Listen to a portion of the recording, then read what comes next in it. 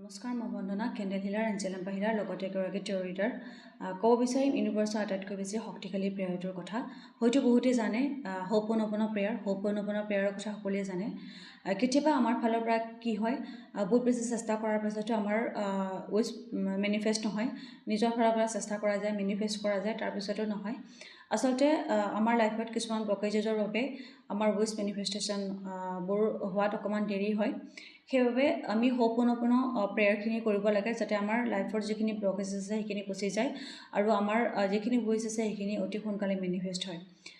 Wish মেনিফেষ্টেশ্যনৰ বাবে প্ৰথমতে আপোনালোকে নিজৰ উইচটো ভাবি ল'ব আৰু তাৰপিছত আপোনালোকে ইউনিভাৰ্ছত ক'ব যে universe I am sorry, please forgive me, I thank you, I love you. Universe I am sorry, please forgive me, I thank you, I love you. এই চাৰিটা লাইন আপোনালোকে ৰাতি শোৱাৰ আগত সদায় ক'ব। 5 মিনিট বা 108 টাইমত চাণ্টিং কৰিব পাৰে।